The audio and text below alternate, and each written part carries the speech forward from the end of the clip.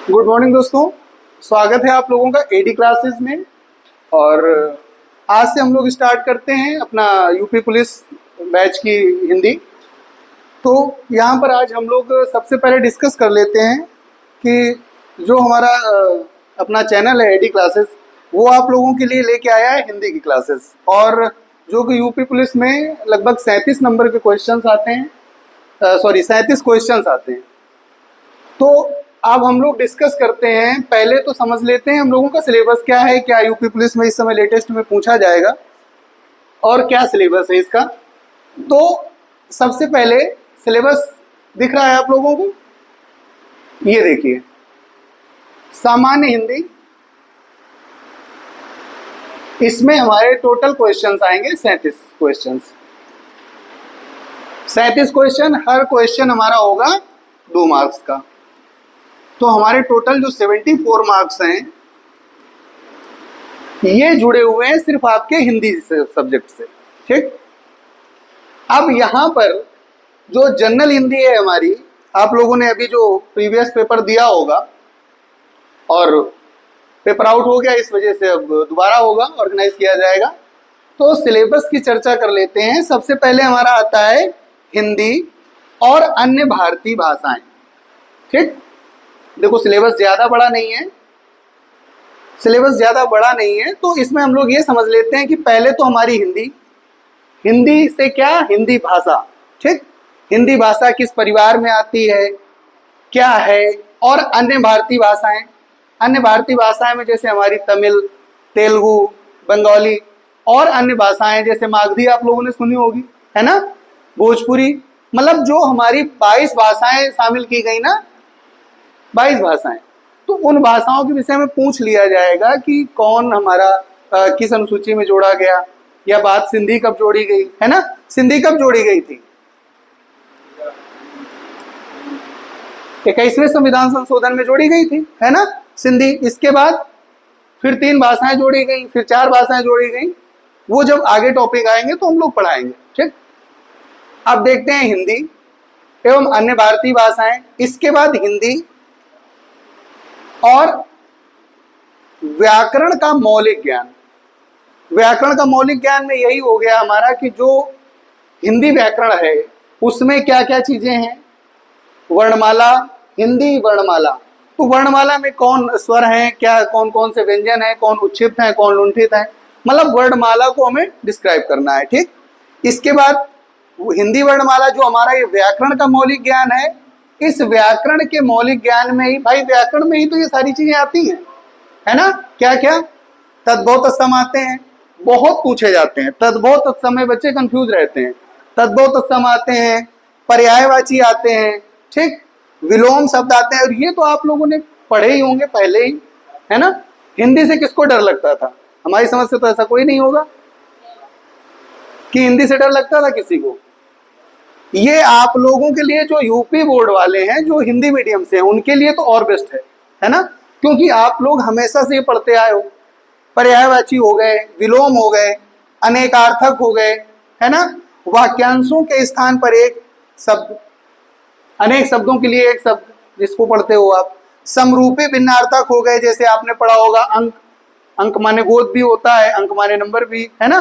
तो ये सारी चीजें आपके भिन्नार्थक शब्द में आ जाएंगे।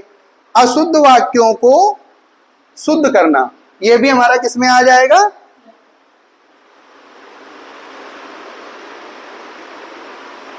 अशुद्ध वाक्यों को शुद्ध करना। ठीक, ये भी हमारा आ जाएगा। वाक्य शुद्धि आपने देखी होगी, कई क्वेश्चन पूछे जाते हैं वाक्य शुद्धि से, तो ये हमारा हो जाएगा इसमें। ठीक, इसके बाद देखो, हाँ, अशुद्ध वाक्यों को शुद्ध करना, यहां तक हम लोग समझ लिए। मतलब कोई ऐसा टॉपिक नहीं है जो आप लोगों ने सुना ना हो। मतलब कभी होता है ना कि जैसे हम किसी चीज की तैयारी कर रहे हैं, अब पता चला कोई नया टॉपिक आ गया, तो ऐसा कुछ नहीं है जो हम लोग सुने ना हो, समझे ना हो, है ना। सर्वनाम हो गया, विशेषण हो गए, लिंग हो गए, वचन हो गए, कारक हो गए।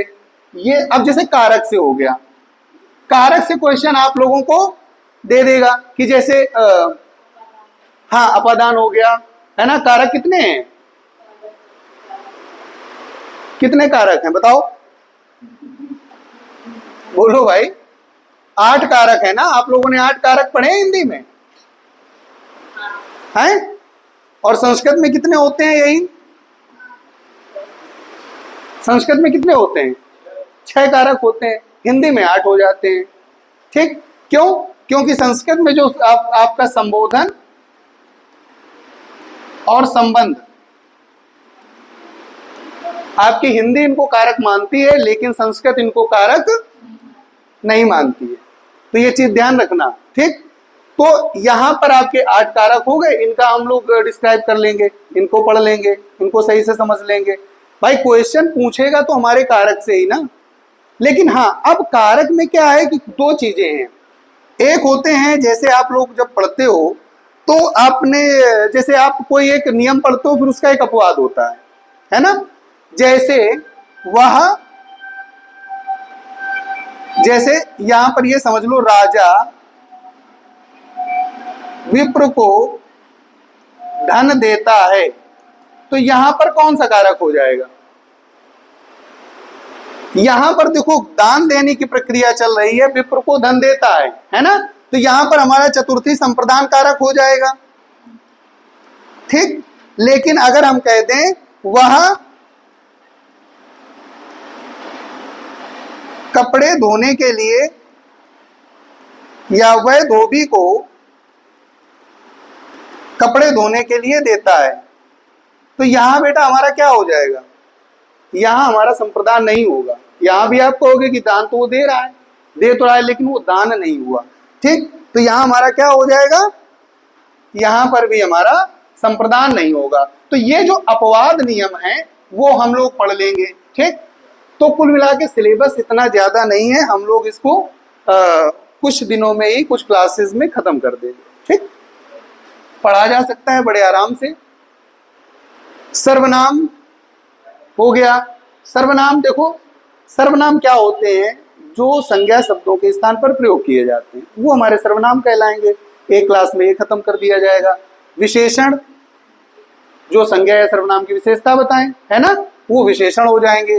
क्रिया, क्रिया हम लोग पढ़ लेंगे। क्रिया कितने हैं, कर्म के आधार पर क्या है, कैसे क्या है। काल बहुत इंपॉर्टेंट है, इससे भी क्वेश्चन आते हैं।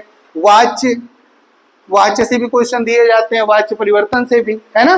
कर्तवाच्य, कर्मवाच्य और भाववाच्य, है ना, तो इससे क्वेश्चन आते हैं आपके। अव्यय, ये सब टॉपिक ऐसे हैं जो आपके व्याकरण से रिलेटेड है। मतलब ये मान के चलो कि आपका लगभग 70-30 का रेशियो है, व्याकरण पूछी जाएगी और लगभग 30% आपका साहित्य पूछा जाएगा। ठीक, उपसर्ग हो गए, प्रत्यय हो गए, संधि हो गई, समास हो गया, ठीक, विराम चिन्ह हो गए, मुहावरे हो गए, लोकोक्तियां हो गई। भाई देखो, मुहावरे लोकोक्तियां यहाँ जब प्रैक्टिस कराई जाएगी तो आप लोगों को आ जाएगा, है ना।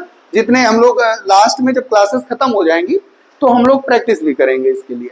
ठीक, मुहावरे एवं लोकोक्तियां हो गई। रस, छंद, अलंकार, इसमें बच्चे बहुत कंफ्यूज रहते हैं। तो रस, छंद, अलंकार हम लोग अपनी क्लास के माध्यम से ऐसा बताएंगे या प्रैक्टिस कराएंगे, जैसे भी हो, कि आप इसमें बहुत अच्छा कर सकें। ठीक,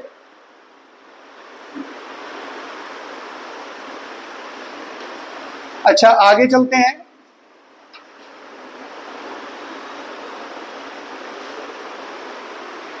रस, छंद, अलंकार के बाद आता है हम लोगों का अपठित बोध। ठीक, अपठित बोध में आप लोगों ने क्या पढ़ा? अपठित बोध का मतलब वही हुआ जो आप कंप्रिहेंशन पढ़ते हो ना, कंप्रिहेंशन। तो मतलब इसमें आपको कोई एक पैसेज दे दिया जाएगा और उससे आपको कुछ क्वेश्चन दे दिए जाएंगे। ये तो आपने नॉर्मली हर जगह देखा होगा, है ना। क्वेश्चन दे दिया गया, इसके बाद आपका क्या हुआ, पैसेज दे दिया गया और आप क्वेश्चन उससे आंसर छांटने हैं, ये हो जाएगा। अब आते हैं यहाँ पे प्रसिद्ध कवि, लेखक एवं उनकी प्रसिद्ध रचनाएं। तो कुछ फेमस कवि होंगे जो हमारे, हाँ, और इनमें देखो, इनका कोई ये नहीं है कि कौन सा लेखक हमारे सिलेबस में है। मतलब ये होगा कि हम प्रीवियस क्वेश्चंस का एनालिसिस करेंगे और भी जो कई आए हुए क्वेश्चंस है उनको देखेंगे। तो उनके जो प्रसिद्ध प्रसिद्ध कवि हैं और उनकी प्रसिद्ध रचनाओं के बारे में हम लोग प्रैक्टिस करेंगे। ठीक, तो एक तो ये हो जाएगा। दूसरा आ जाएगा हिंदी भाषा में पुरस्कार। जो हिंदी भाषा में पुरस्कार मिलता है ना लेखन की कला में, कौन कौन से, जैसे पद्मश्री हो गया, ऐसे करके जो तमाम सारे और भी हैं वो सब हम इसमें पढ़ेंगे। ठीक, किसको कब मिला, इससे क्वेश्चन बहुत आते हैं। ठीक, ये हो जाएगा। और विविध, विविध में आपका कुछ भी दे सकता है कि ये राष्ट्रीय भाषा संगोष्ठी कहाँ होती है या कहाँ क्या हुआ, कब, कौन अभी लेटेस्ट में क्या हुआ, कौन सी रचना को क्या पुरस्कार मिला, है ना, किसको पद्मश्री मिला। तो ये सारी चीजें हमारी किस में आ जाएंगी, किस में आ जाएंगी, विविध में आ जाएंगी। ठीक, तो आज से हम लोग स्टार्ट करते हैं। आज से स्टार्ट किया जाए, आज से स्टार्ट कर लेते हैं भाई। चलो एक मिनट, आज से स्टार्ट किया जाए।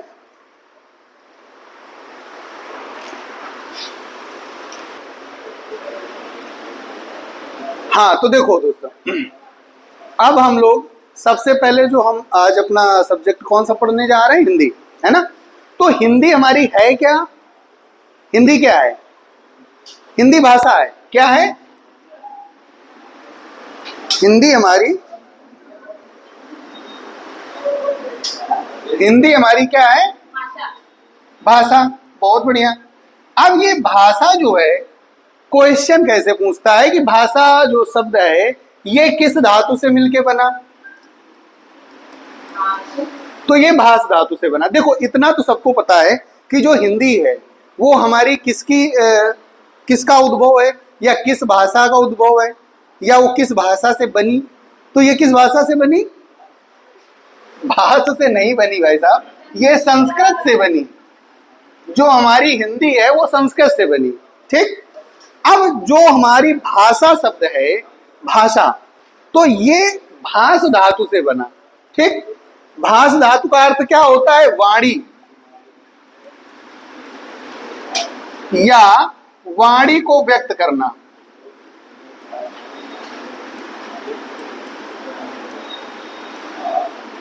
क्या होता है, अगर कोई क्वेश्चन आपका आ जाए कि भाष धातु का अर्थ है, तो भाष धातु का अर्थ क्या होगा, वाणी या वाणी को व्यक्त करना। भाई भाषा के माध्यम से हम क्या करते हैं, जैसे हम आपको बता रहे हैं, तो हम इस वाणी, वाणी बोल रहे हैं ना, या वाणी के द्वारा कुछ व्यक्त कर रहे हैं, तो ये हम किसी भाषा का प्रयोग कर रहे हैं, है ना।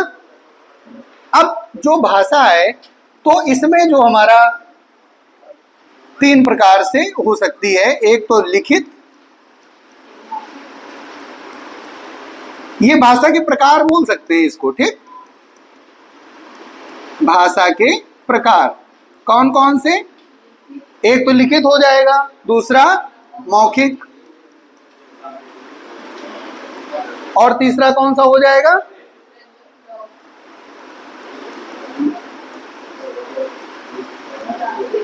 सांकेतिक भाषा, है ना। सांकेतिक भाषा का भी प्रयोग होता है ना, जैसे देखो लिखित वाली तो जो लिखित तौर पर उपलब्ध हो, जिसकी कोई लिपि हो, है ना, और मौखिक जो बोल के बताई जाए। अब बची सांकेतिक, तो सांकेतिक में तो होता है जैसे हम उस बच्चे को संकेत करके बोल दें तो वो उधर से इधर बैठ जाएगा, मतलब उसने संकेत समझा। हाँ, तो सांकेतिक भाषा, लेकिन सांकेतिक भाषा कुछ जगह पर ही इस्तेमाल हो सकती है, इस वजह से इसको नहीं लिया जाता।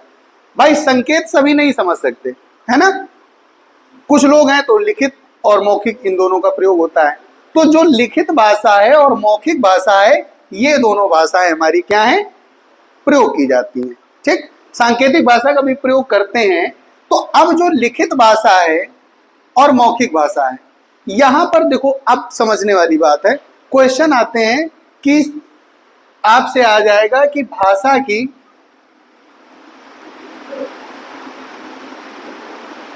सबसे छोटी, शायद क्वेश्चन देखे भी होंगे आप लोगों ने,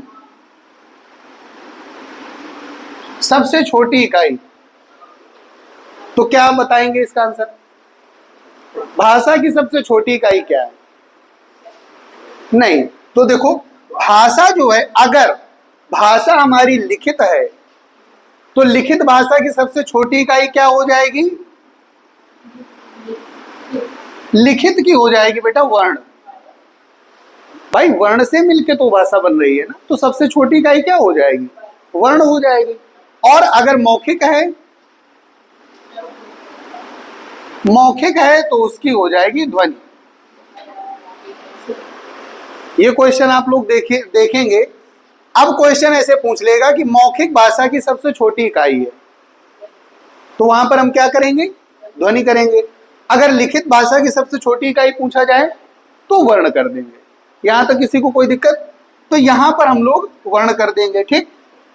अच्छा, आगे चलते हैं। तो भाषा क्या है कि हम अपने जो उद्गार हैं या अपने जो विचार हैं उनको प्रकट करने का एक क्या होता है? मेथड्स होते हैं। अपने भाषा को, अपने उद्गार को या अपने जो है विचारों को प्रकट करना या अपने विचारों की अभिव्यक्ति करना, वो क्या है? भाषा है, ठीक। भाषा के द्वारा हम अपने विचारों की अभिव्यक्ति करते हैं। यहां तक बात हो गई, ठीक। अब इसके बाद आते हैं भाषा को लिखने के लिए। देखो भाषा, अब यहां पर हम लोग सांकेतिक समझ लिए ना कि केवल संकेत के द्वारा बताई जाए। मौखिक जो बोल के बताई जाए, तो मौखिक का कोई व्याकरण नहीं होगा, है ना। मौखिक क्या है? जो लिखित वाले को हम बोलेंगे उसका जरूर व्याकरण होगा, लेकिन लिखने के लिए हमें व्याकरण की आवश्यकता है ना। और प्रत्येक भाषा की, जो भी भाषा है, प्रत्येक भाषा का अपना क्या है? अपना व्याकरण है। भाई बिना व्याकरण के हम लोग भाषा का ना तो शुद्ध बोल सकते हैं और ना शुद्ध लिख सकते हैं, है ना। जैसे आप लोग किसी गांव में जाओ तो गांव के लोग भी अपनी भाषा बोलते हैं, तो वो उनकी भाषा क्या है? वो उनकी एक बोली है। और वो बोली कैसी होती है? क्षेत्रीय होती है। तो अभी बोली भी आएगा, उपभाषा के विषय में भी पढ़ेंगे, भाषा के विषय में भी पढ़ेंगे। तो व्याकरण है। अब हमारी जो लिपि आती है, बची हमारे पास लिखित भाषा। तो लिखित भाषा का क्या है? लिखित भाषा की अपनी एक लिपि होती है। क्या होती है? लिपि। अच्छा, लिपि जानते हो क्या होता है? मतलब लिपि का अर्थ हुआ जिन वर्णों से या जिन संकेताक्षरों से हम क्या करते हैं? उस भाषा को लिखते हैं। उस भाषा को कौन सा स्वरूप प्रदान करते हैं? लिखित स्वरूप प्रदान करते हैं, ठीक। वो उसकी लिपि होती है। जैसे आपसे कोई पूछे हिंदी की बेटा लिपि क्या है? बहुत बार क्वेश्चन आया है ये। हाँ, हिंदी की देवनागरी है। एक आपने पंजाबी भाषा सुनी होगी। हाँ, पंजाबी की क्या हो जाएगी?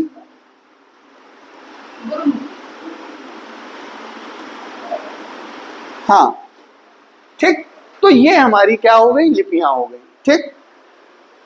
अच्छा, अंग्रेजी की बताओ। अंग्रेजी की क्या है? अंग्रेजी पढ़ी है ना। तो अंग्रेजी किस लिपि में लिखी जाती है? अंग्रेजी की लिपि है रोमन। अंग्रेजी की लिपि क्या है? रोमन, है ना, ठीक। कलर यही ले लिया जाए, दूसरा ले लिया जाए, ठीक। अब देखो, यहां तक बात समझ में आ गई। इसको हम इरेज किए दे रहे हैं।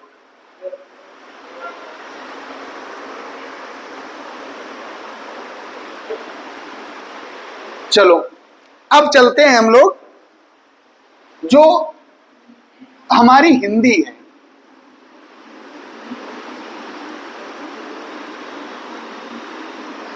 हिंदी, ठीक। देखो, क्वेश्चन ऐसे समझ के जाओ जो यही समझ लो और यही याद हो जाए, ठीक। हिंदी, सबसे पहले हिंदी कैसे बनी? हिंदी किसने इसको हिंदी नाम दिया, है ना। देखो, आपने ये देखा होगा, ये अपना इंडिया, अब आज इंडिया है, लेकिन चलो हम अभी ऐसे रफली बनाए दे रहे हैं।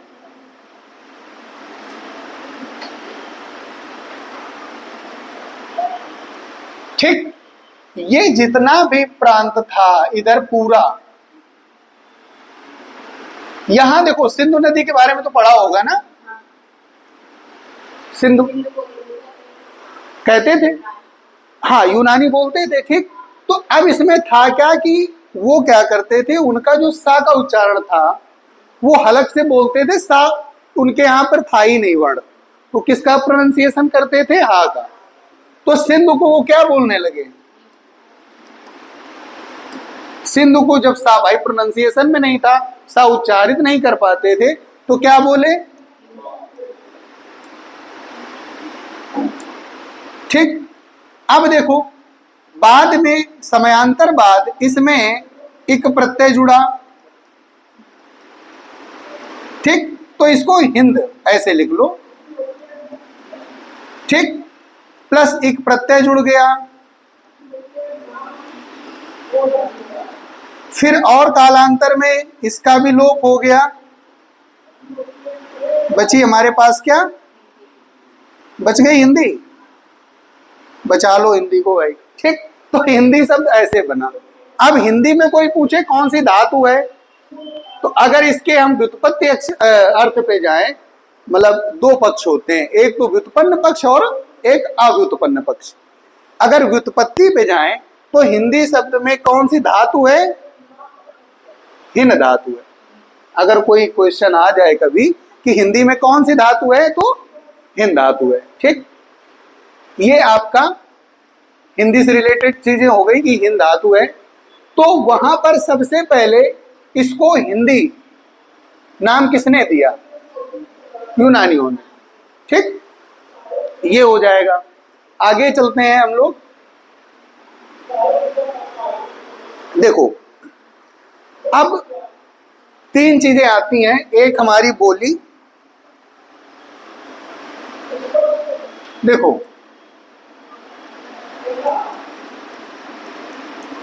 बोली, उपभाषा,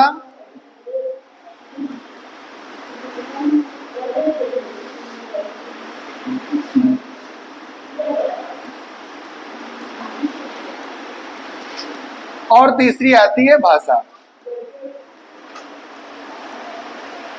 ठीक। बोली, उपभाषा और भाषा। आज हम लोग बिल्कुल जीरो लेवल से चल रहे हैं, ठीक। पहले इसके बारे में जान लेंगे। हिंदी हम पढ़ने जा रहे हैं, तो हिंदी क्या है, हाँ एक क्वेश्चन और पूछा जा सकता है कि हिंदी है क्या, संज्ञा है कि सर्वनाम है कि विशेषण है, क्या है। तो हिंदी जो हमारा है वो हिंदी क्या है,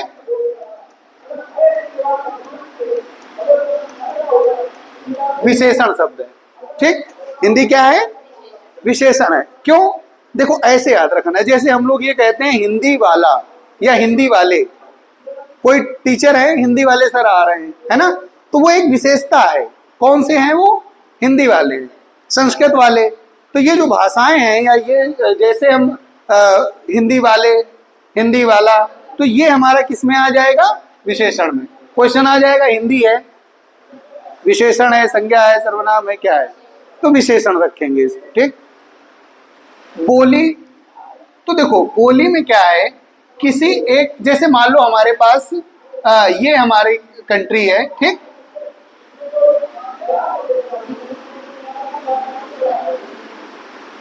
अब देखो यहां पर क्या है कि भाई बहुत सारे स्टेट हैं, ठीक है, बहुत सारे उस पे डिस्ट्रिक्ट हैं, बहुत सारे क्षेत्र हैं। तो छोटे छोटे क्षेत्रों में मान लो केवल यहाँ पर कोई भाषा बोली जा रही है, केवल यहाँ पर कोई क्षेत्र विशेष पर बोली जाने वाली जो बोली है वो हमारी क्या कहलाती है।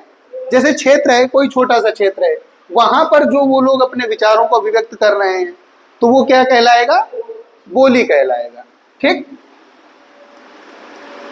छोटे क्षेत्र विशेष में बोले जाने वाली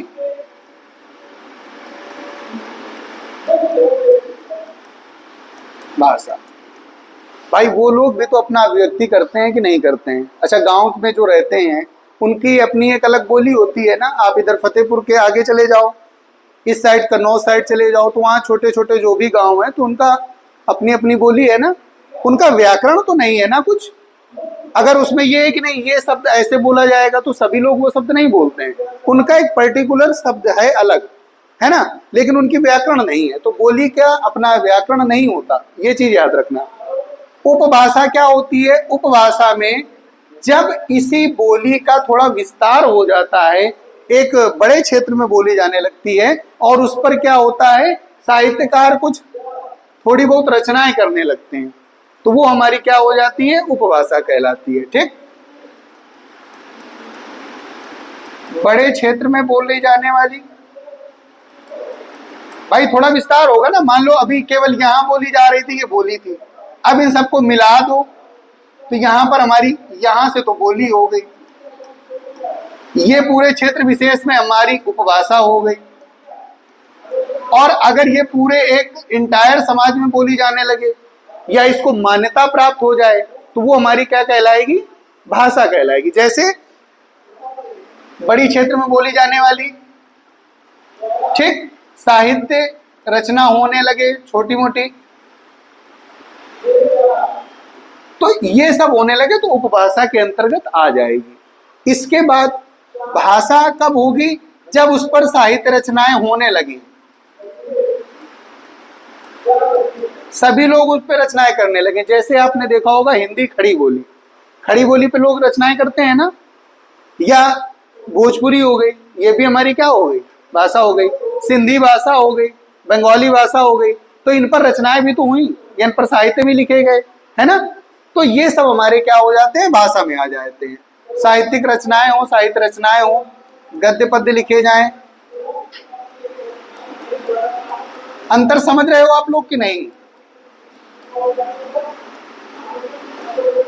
और ये हमारी मान्यता भी प्राप्त हो इनको।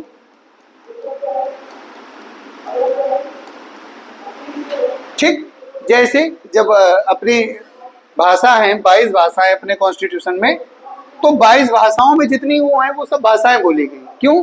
क्योंकि उन पर साहित्य रचनाएं हुई, गद्य पद्य लिखे गए और उनको मान्यता भी प्राप्त हुई। ठीक, इतनी बात समझ में आई? अच्छा, आगे चलते हैं हम लोग।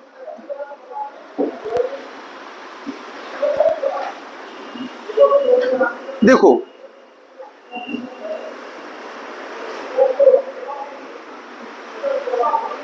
अब हम लोग हिंदी भाषा जो हमारी है, तो ये पूर्व में क्या थी, तो पहले आते हैं तो सबसे पहले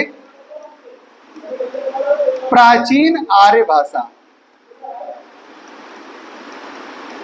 ठीक, प्राचीन आर्य भाषा। इसके बाद आती है हमारे मध्यकालीन। ठीक, प्राचीन आर्य भाषा का मतलब ये हुआ जिसमें हमारी वैदिक संस्कृत,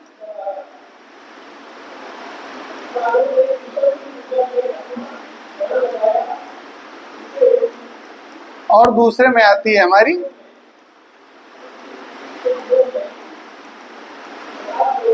लौकिक संस्कृत।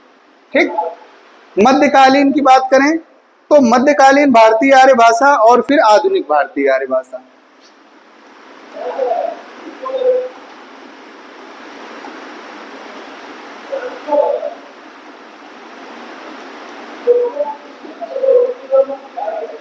ठीक, आधुनिक भारतीय आर्य भाषा, मध्यकालीन भाषा और प्राचीन आर्य भाषा। ठीक, अच्छा, इसका समय पहले देख लेते हैं। 1500 ईसा पूर्व से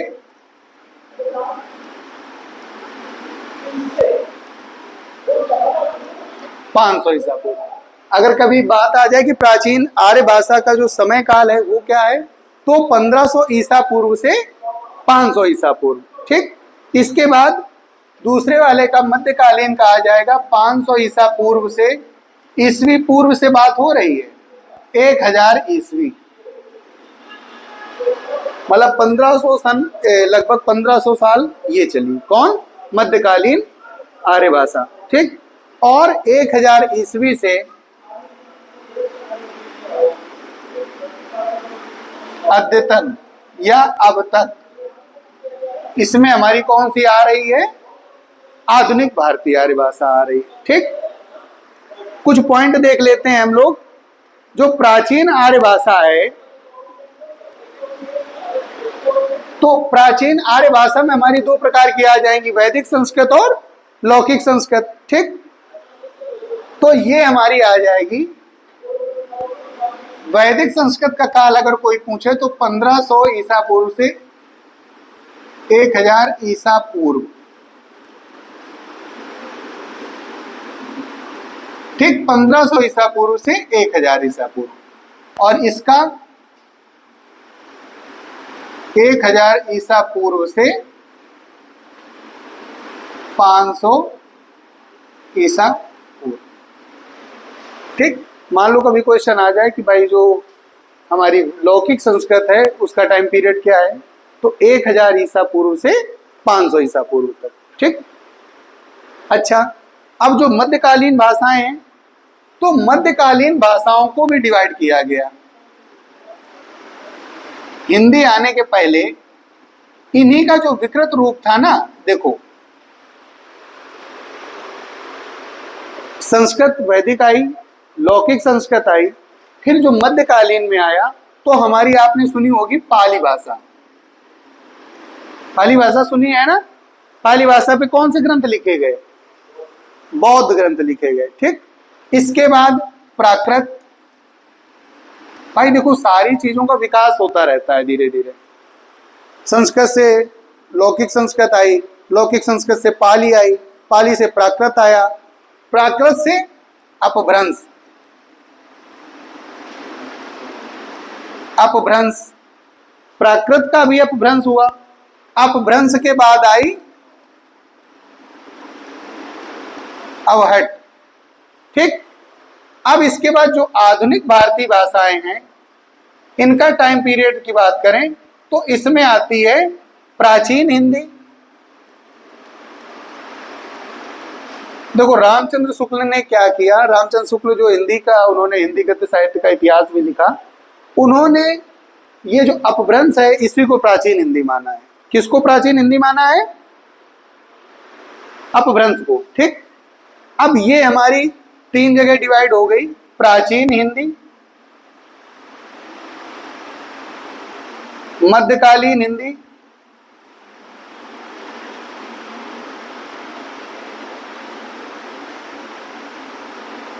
और तीसरा आधुनिक हिंदी।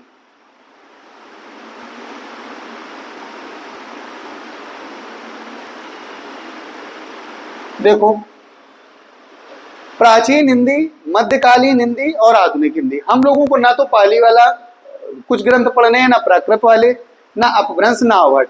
ठीक, हम लोगों को इस हिंदी पे जाना है, प्राचीन हिंदी, मध्यकालीन हिंदी, आधुनिक हिंदी। प्राचीन हिंदी में भी जो कुछ प्रमुख प्रमुख रचनाएं हैं वो ले ली जाएंगी, मध्यकालीन हिंदी और आधुनिक हिंदी। सबसे ज्यादा क्वेश्चन आपके पूछे जाएंगे मध्यकालीन आधुनिक हिंदी से, है ना? आधुनिक का जो भी रहा, आधुनिक हिंदी का जो समय है वो अब ये मान के चल सकते हो कि जैसे 1000 ईस्वी के बाद से आप अभी तक का पूरा ले सकते हो, है ना, अद्यतन। अच्छा आगे चलते हैं। देखो अपभ्रंश के भी कई भेद हो जाते हैं। जो ये अपभ्रंश है, अपभ्रंश के भी कई भेद हैं। ऐसे समझ सकते हैं कि जो अपभ्रंश था, अपभ्रंश के बाद अवहट या इसी को आगे चल के प्राचीन हिंदी में कन्वर्ट हो गया, मध्यकालीन हिंदी और आधुनिक हिंदी आ गई। ठीक, तो अपभ्रंश जो था इसके भी कई पार्ट थे, जैसे सौरसेनी,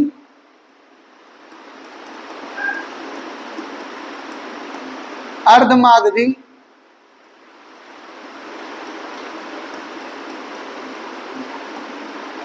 मागधी। ठीक,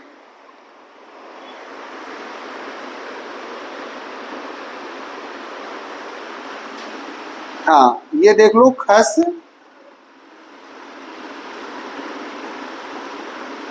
अच्छा ये आप लोगों को लग रहा होगा कि ये है क्या, है ना? मतलब ये हुआ कि जो अपभ्रंश था, मतलब पाली जो संस्कृत टूटी उसके बाद पाली के ग्रंथ आए, पाली से प्राकृत आए, और प्राकृत के बाद जो अपभ्रंश भाषा आई तो वो हर क्षेत्र में अपना अपना उसका एक रोल रहा, हर क्षेत्र में उसकी अपनी अपनी भूमिका रही। तो जैसे सौरसेनी अपभ्रंश हो गया, सौरसेनी अपभ्रंश में कौन कौन सी भाषाएं आ गई वो बता दिया जाएगा।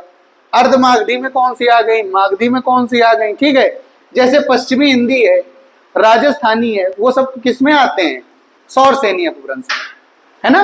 मतलब एक पूरा डिसाइड कर दिया गया कि भाई यहाँ का हर क्षेत्र का देखो अपने अपने शब्द होते हैं ना। जैसे मान लो कन्नौज साइड कुछ बोला जाता होगा, लेकिन अपने साइड कुछ उसी चीज को अलग बोला जाता होगा, है ना। तो हर चीज का ऐसे सौरसेनी अपभ्रंश इसमें है, ये अपभ्रंश के ही पार्ट। इनके प्रक्रिया होते होते होते होते तब कहीं जाके प्राचीन हिंदी आई, है ना। प्राचीन हिंदी के बाद फिर मध्यकालीन हिंदी आई और आधुनिक हिंदी आई।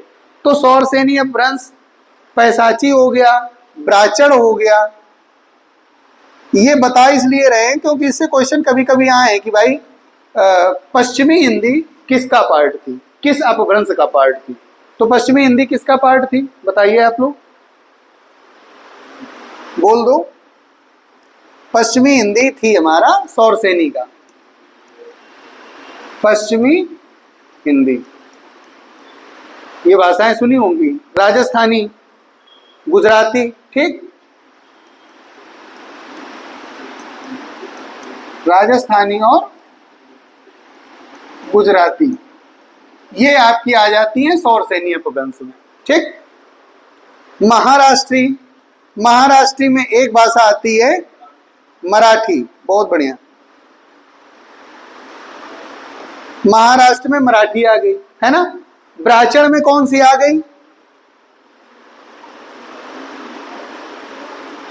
ब्राचड़ में सिंधी आ गई, ठीक। इसके बाद आपकी आ गई पैसाची में, आपकी आ गई पंजाबी।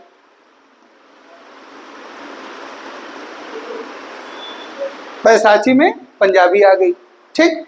इसके बाद ये जो खस है ये पहाड़ी भाषा आ गई। देखो ऐसे याद रखना, गारो खासी इसकी पहाड़ियां है ना। तो ये जो खस अपभ्रंश है इसमें हमारी कौन सी भाषा रखी गई, पहाड़ी भाषा रखी गई। हिमाचल या उसके और ऊपर वाली जो पहाड़ी भाषाएं हैं वो सब किसके अंतर्गत आ गई, खस अपभ्रंश के अंतर्गत, ठीक। अच्छा मगधी में देख लो, मगधी हमारा इधर बिहार वाला साइड हो गया। मगधी में देख लो बिहारी,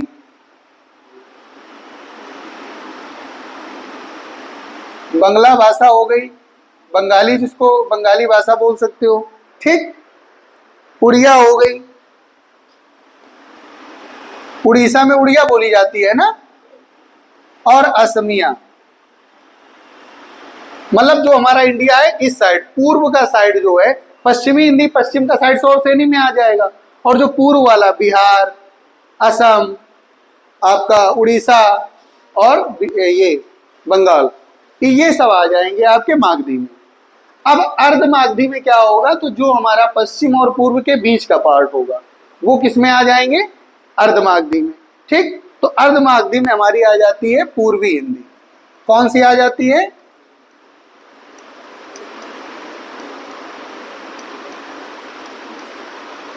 ये क्वेश्चन ये जैसे पूछ लिया गया आपसे कि राजस्थानी भाषा किस अपभ्रंश का हिस्सा थी, तो बोलो, बोल के बताओ।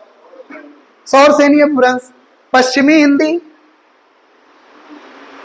बोलते जाओ, तो सामने लिखा भी है, याद करना है। सौरसेनी अपभ्रंश की पश्चिमी हिंदी भी हो जाएगी। पूर्वी हिंदी अर्धमागधी। देखो जैसे अब यहां समझ लो, देखो पश्चिमी हिंदी के अंतर्गत ये सारे क्षेत्र ले लिए गए, है ना भाई। राजस्थान, गुजरात और ये सब इधर ही तो है। पूर्व की तरफ बिहार, असम, बंगाल, उड़ीसा, ये सब इस साइड आ गए। बीच में हमारी आ गई पूर्वी हिंदी, है ना। इसके बाद जो पहाड़ी वाली बची खस में हमारी आ जाएगी आपकी कौन सी, पहाड़ी भाषा, है ना। और इसके बाद पैसाची में आपकी पंजाबी, ठीक। और ब्राचड़ में कौन सी आ जाएगी, सिंधी आ जाएगी। ब्राचड़ में कौन सी आ जाएगी, सिंधी। और महाराष्ट्र वाले से तो याद ही रहेगा, महाराष्ट्र से मराठी। तो इनसे क्वेश्चन 1 नंबर का बनने की संभावना है, क्योंकि किस अपभ्रंश के अंतर्गत कौन सी भाषा आती है, ये जब हम इतिहास पढ़ रहे हैं हिंदी साहित्य का, तो उससे ये क्वेश्चन बन सकते हैं, है ना। देखना आप लोग प्रैक्टिस सेट में, तो ये क्वेश्चन ऐसे बन सकते हैं कि भाई सौरसेनी अपभ्रंश, तो अपभ्रंश याद करने की जरूरत नहीं है। टोटल देख लो अपभ्रंश कितने हैं, 1 2 3 4 5 6 7। अपभ्रंश कितने हैं, 7 अपभ्रंश। सबसे पहला सौरसेनी, हमारे साथ बोलो, सबसे पहला सौरसेनी, सौरसेनी के बाद अर्धमागधी, अर्धमागधी के बाद मागधी, मागधी के बाद खस, खस के बाद पैसाची, पैसाची के बाद ब्राचड़, और ब्राचड़ के बाद महाराष्ट्र। कुछ अपभ्रंशों में केवल एक एक भाषाओं का जिक्र है और कुछ में केवल इसमें व्याकरण शब्द जो है इसको हम विच्छेद करके पढ़ें तो ये कैसे बना है,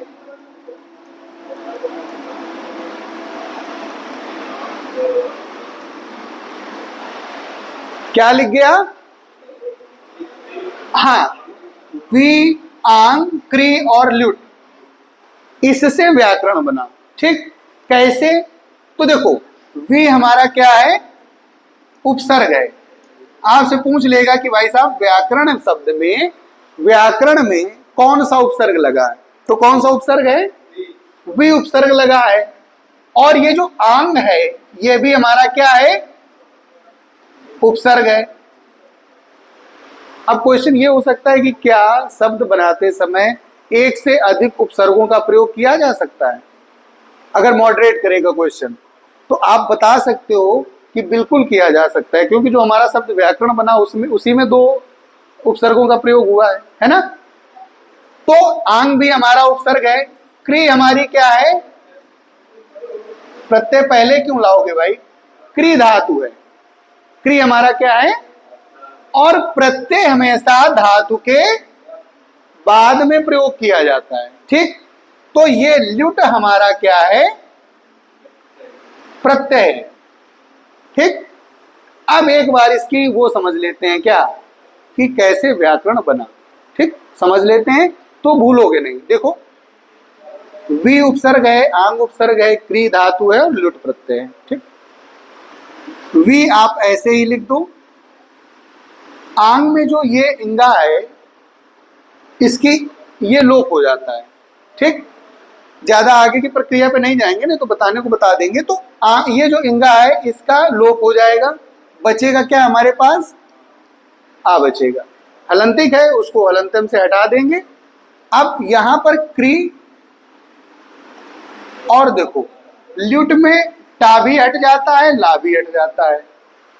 क्या हो जाता है, टा भी हट जाएगा और ला भी हट जाएगा, तो हमारे पास बचेगा क्या, हाँ बचेगा बेटा सिर्फ यू, बचेगा कौन, यू बचा। तो देखो यू में हम लोग ये पढ़ते हैं, यू का क्या हो जाता है, अन हो जाता है। यू की जगह हम क्या कर देंगे, अन कर देंगे। क्यों कर देंगे वो बता देंगे। क्री, और देखो वी और आ, तो देखो ऐसे हम लिख सकते हैं ना, वा में ई की मात्रा है, ऐसे ही तो है, और यहां पर आपका आ है, प्लस इसका अन या अण हो जाता है। पहले तो केवल अन समझ लो, अन ही हो जाता है। अब देखो आपने यण संधि पढ़ी होगी, यण संधि क्या कहता है कि अगर ई उ री इनके बाद कोई अच है, या री भी होता है, इसके बाद कोई अच है तो ई का क्या हो जाता है, या हो जाता है, ऊ का वा हो जाता है, री का रा हो जाता है, और री का क्या हो जाता है, ला हो जाता है ये चीज। तो यहां पर ई का या कर दो, ये वाली मात्रा लगा दो, लगा दिया। इसके बाद क्री ऐसे लिखा और री किया, इसके बाद अन।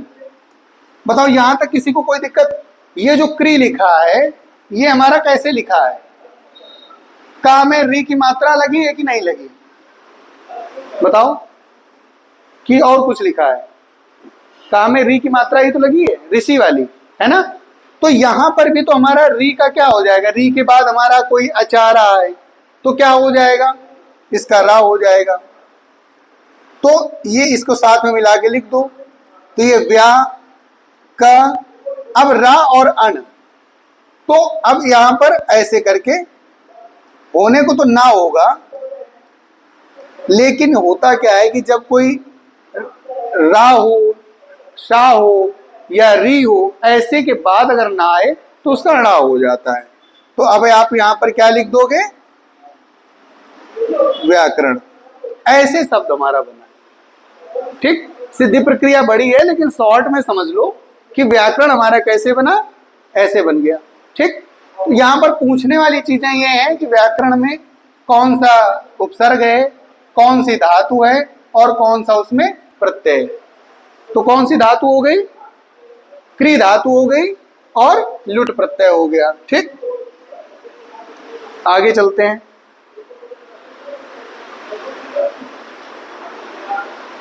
देखो,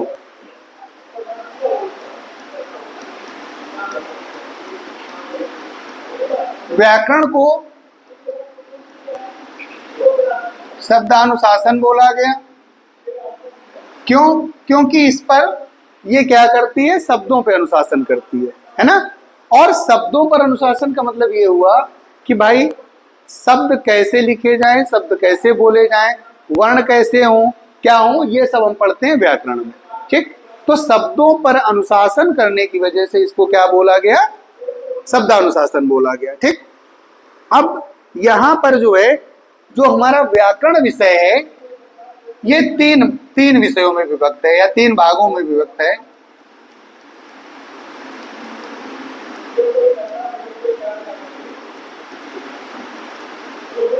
नंबर 1 हम लोग पढ़ते हैं वर्ण विचार, शब्द विचार,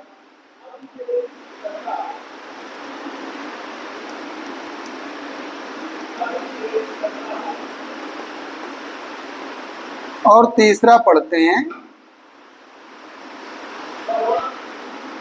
वाक्य विचार। ठीक, वर्णों से मिलके शब्द बना और शब्दों से मिलके क्या बना, वाक्य बना। ठीक, तो वर्ण विचार, शब्द विचार और वाक्य विचार, इसी में पूरी हमारी व्याकरण समाहित है। अब आप देखोगे, पहले वर्णों के विषय में आपको पढ़ाया जाएगा, फिर शब्द, और उसके बाद आपका वाक्य विचार, वाक्य शुद्धि, ये जितनी सारी चीजें हैं, वाक्य प्रयोग है ना, वाच्य, ये सब किसमें आ जाएंगे, वाक्य में। तो इन 3 चीजों पे हम लोग चर्चा आगे की क्लास में करेंगे। ठीक, आज ये हुआ कि आज हम लोग बेसिक समझ लेंगे, और इसके बाद जो है अगली क्लास में हम लोग व्याकरण के विषय में पढ़ेंगे। उसका सबसे पहले वर्ण विचार, फिर शब्द विचार, और उसके बाद हम लोग वाक्य विचार। ठीक, इसके बाद हम लोग साहित्य पे जो प्रमुख लेखक हैं, फिर इसके बाद पैसेज कर लेंगे, अनसीन पैसेज, ये हो जाएगा। तो आज के लिए इतना ही, फिर मिलते हैं नेक्स्ट क्लास में। और हाँ, एडी क्लासेस को भाई आप लोग अगर फ्री में क्लासेस ले रहे हो तो एक काम तो कर ही सकते हो, इसको लाइक कर सकते हो और सब्सक्राइब कर सकते हो, जिससे आप लोगों को नोटिफिकेशन मिलते रहें। ठीक, और मिलते हैं फिर कल नेक्स्ट क्लास में।